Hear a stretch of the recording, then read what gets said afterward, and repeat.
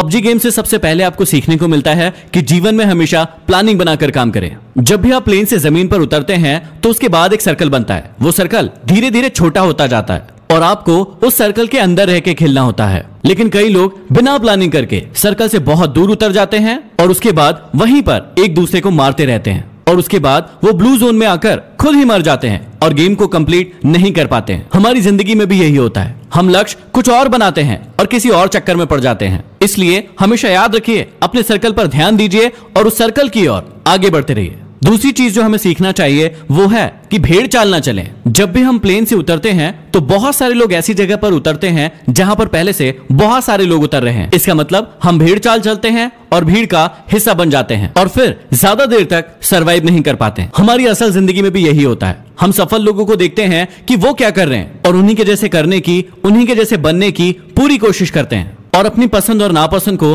कभी भी ध्यान में नहीं रखते हैं। इसलिए हमेशा याद रखें कि भेड़ चाल का हिस्सा ना बने, नहीं तो आप ज्यादा देर सरवाइव नहीं कर पाओगे। अगली सीख जो हमें पबजी से सीखने को मिलती है कि जीवन में हमेशा जरूरी सामान को ही साथ में रखें और फालतू के कचरे को इकट्ठा ना करें। जब भी प्लेन से उतरते हैं कई लोगों को आपने देखा होगा कि सिर्फ वो सामान इकट्ठा करने में लग जाते हैं। जो भी चीज उन्हें सामने दिखती है वो उसे फटाफट उठाने लगते हैं। वो ये नहीं देखते कि कौन सी चीज जरूरी है और कौन सी चीज जरूरी नहीं है। कभी कभी तो लोग ऐसा भी करते हैं कि बंदूक कोई और उठा ली और गोली कोई और ही उठा ली जो उस बंदूक में लगने ही नहीं वाली। अब इसी बात को अपनी जिंदगी से कनेक्ट कीजिए। दिन भर में आप बहुत सारे वीडियोस देखते हैं, बहुत सारी किताबें पढ़ते हैं और बहुत सारी चीजें सुनते हैं जो आपके लक्ष्य से बिल्कुल भी रिलेटेड नहीं है, लेकिन दिन भर आप उन सभी चीजों को अपने दिमाग में घुसाते जाते हैं। तो यहाँ हमें सीख मिलती है कि फालतू का कचरा इकट्ठा करने से अच्छा है कि जो चीज हमारे लक्ष्य के काम आए सिर्फ उसी चीज को हम अपने पास रखें। अगली चीज जो हमें पबजी से सीखने को मिलती है कि हमेशा टीम वर्क करें। जब भी हम पबजी खेलते हैं तो या तो अकेले खेलते हैं या फिर अपनी टीम के साथ खेलते हैं। जब भी टीम के साथ खेलते हैं तो हमें ऐसी ऐसी गालियां सुनने को मिलती है जो हमने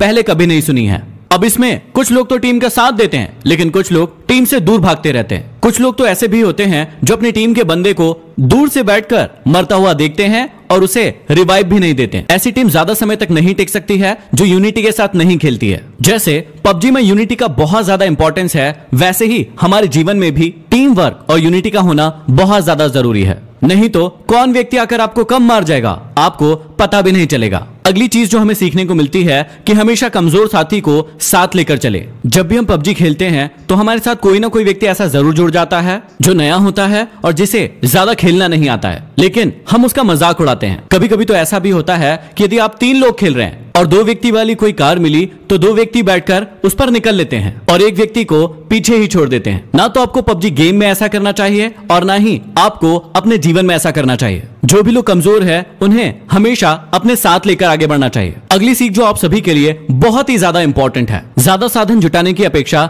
जो साधन आपके पास है उसमें बेहतर परफॉर्म करने की कोशिश करें। पबजी खेलते समय आपने एक बात बहुत नोटिस की होगी कि कुछ लोग ऐसे होते हैं जो सिर्फ सामान ढूंढते रहते हैं। उनका गेम पर ध्यान बिल्कुल नहीं होता है। वो जहां जाते हैं सिर्फ और सिर्फ सामान ढूंढते रहते हैं। खेलने के लिए उनके पास बंदूक होती है लेकिन वो पूरे टाइम 6 का और 8 का स्कोप ढूंढते रहते हैं। उनके पास स्कारल बंदूक होती है लेकिन वो पूरे टाइम कार 98 ढूंढते रहते हैं। और जब वो बहुत सारा सामान इकट्ठा कर लेता है तो सामने से एक ऐसा व्यक्ति आता है जो उसे छोटी सी गन से मार कर चला जाता है और उसका सारा इकट्ठा किया हुआ सामान लूट कर ले जाता है। इसलिए सीख को हमेशा याद रखिए जो आपके खेल में भी काम आएगा और आपके जीवन में भी काम आएगा कि ज्यादा साधन जुटाने की अपेक्षा जो साधन आपके पास है उसमें बेहतर परफॉर्म करने की कोशिश करें। अगली सीख जो बहुत ही ज्यादा जरूरी है कि हमेशा अपने आप को रिचार्ज करते रहें और हमेशा एनर्जेटिक बने रहें। आप सभी को बहुत अच्छे से पता होगा कि पबजी गेम में हेल्थ और ड्रिंक्स का कितना ज्यादा इंपॉर्टेंस है। समय समय पर यदि आप अपने आप को ड्रिंक नहीं पिलाएंगे, बैंडेज नहीं लगाएंगे तो आप बहुत ही जल्दी मर जाएंगे। ठीक इसी प्रकार से हमारे जीवन में भी होता है। हमें सिर्फ काम ही नहीं करते रहना है, समय समय पर अपने आप को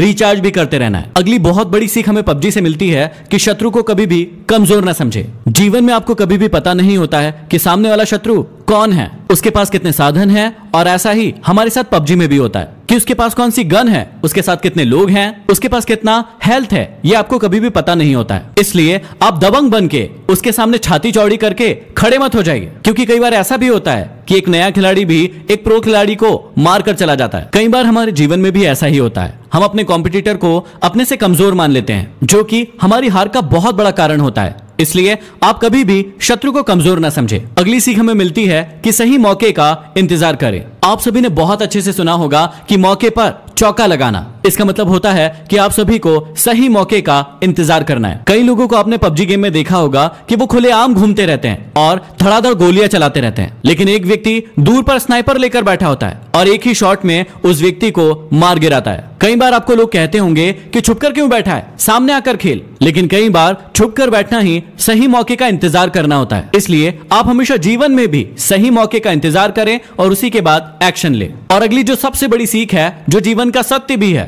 कि जब आप मरेंगे तो आपके अपने लोग ही आपके सामान को लूट कर ले जाएंगे। इसलिए जीते जी अपनी लाइफ को पूरी तरीके से एंजॉय कीजिए। जो भी साधन आपके पास उपलब्ध है उसका पूरा उपयोग कीजिए, क्योंकि मरने के बाद तो लुटेरे बैठे ही हैं। तो ये कुछ सीख